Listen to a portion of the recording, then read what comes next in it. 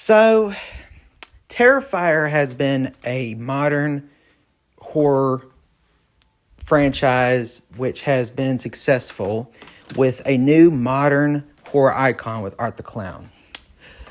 I personally have liked these movies. I specifically like the first and second one the best. I enjoyed the third one, but I had some issues with it. I had a lot of issues with Terrifier 3, but I still enjoyed it. Terrifier 4 is said to be in development, and the thing is, it's said it's supposed to be the quote-unquote final movie, even though, despite it being called the final movie, I don't think it'll be the final movie, because if it does well, like, even if Damon Leone isn't involved, it's probably going to still be made into a franchise with Art the Clown. But regardless, there were reports that Terrifier 4 will explore Art the Clown's backstory, which I'm like, no, don't you dare explain every single thing. My biggest problem with horror franchises is they eventually get ruined whenever too much is explained that never needed explained in the first place. Like, I mean, yes, like, you can explain some things. Like, the thing is, we can understand Freddy Krueger's backstory. We can probably get some backstory off of Jason, but if you over-explain certain characters that do not need an explanation, like, remember the Alien franchise? Remember how cool the Xenomorphs were as just aliens that existed? Well, apparently they were instead made by another alien race called the Engineers instead of being actually aliens of the universe, which is so stupid, and I therefore do not want to consider Prometheus and all that Covenant stuff canon. But anyway, remember when they ruined Michael Myers by revealing that he was actually a pawn of a cult? Yeah, we all like to forget that, right? Well, the worst part of Art the Clown is that one of my biggest problems with Terrifier 3 was he was sidelined by Victoria Hayes, who was possessed by the little pale girl. Apparently, Art the Clown is just a pawn. He's like a henchman. I'm like, that ruins the character. You ruin him by not making him scary because he has no agency. He's just a simp he's just working for a great evil. We don't care about this stupid demon that keeps resurrecting Art. Listen, I understand you have to have some story in some slasher movies, and I like the symbolism between good and evil and everything like that. But the thing is, though, you're overly swinging away from what this series is supposed to be about. This is Art's story, as well as Sienna's, but it's most... And the other thing is, even though Sienna's a good character, like, she's not going to be in the franchise forever. The next movie will be the last of this story arc involving her. They'll just go get more protagonists for... Like, my feeling is Art the Clown, if he's still if he's still getting box office results, they're going to make more movies, even if Damon Leone doesn't directly direct them or write the movies. They're probably going to go an anthology route. But what I'm trying to say is that Art is going to...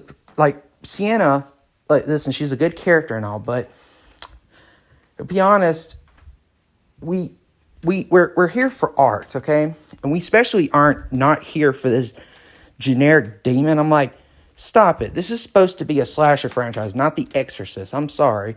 And, like, again, the more you reveal about Art the Clown and how he works as a character, the more you ruin the character. And if you're going to explain us where he came from, like, the scary thing about Art the Clown in the first two movies was we literally knew nothing of him. And that's how he was best.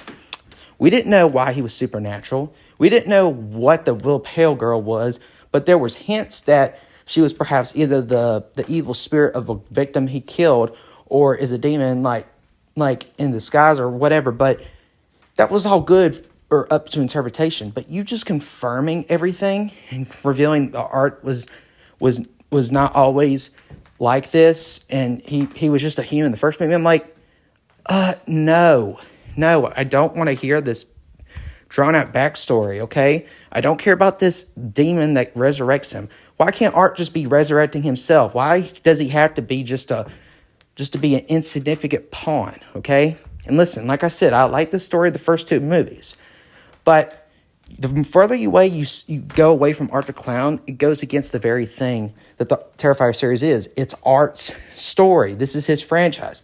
Like I love final girls like Laurie Strode, and that is an exception where she is mostly focused, even though there were a lot of sequels where she wasn't in them. But Michael Myers is the character that people go to for Halloween. When we go see Evil Dead, that is a thing where, like, sometimes it can work without Ash Williams and whatnot. But the thing about Evil Dead is it's about the Deadites, the zombies. And if it happens to have Ash, that's a good bonus. But if you have stories that are about different characters, that's also good. Why can't Terrifier be an anthology? Why does it have to be tied to this specific story about Sienna Shaw? Like, again, I liked Sienna Shaw in Terrifier 2. But the problem is, Terrifier 3 was so disappointing because it felt like it kind of undermined a lot of stuff from Terrifier 2. Like, also, like I said, I had many problems with Terrifier 3.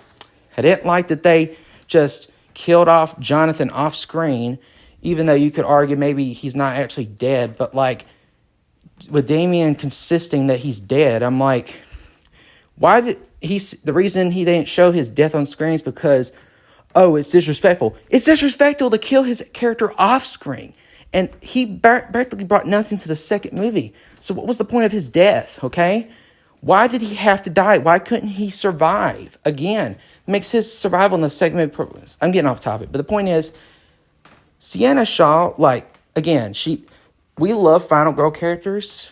And Sienna is a modern Final Girl on par with Laurie Strode, Nancy Thompson, Ellen Ripley. But the thing is, though, is that there's a certain point that you got to realize this, like we love the metaphorical stuff that you were doing with Terrifier 2, but you went a bit too overboard with it, where it's not, again, a true slasher. It's just a generic, like a saga or something. I don't know. Just point is, you go too much with the story, and you also basically make Art the Clown meaningless. And like I said, if you're going to fully reveal his backstory, I'm like, no, don't do that. But yeah, point is, I'm not really that like I said, I had fun with Terrifier 3, but I had many issues with it.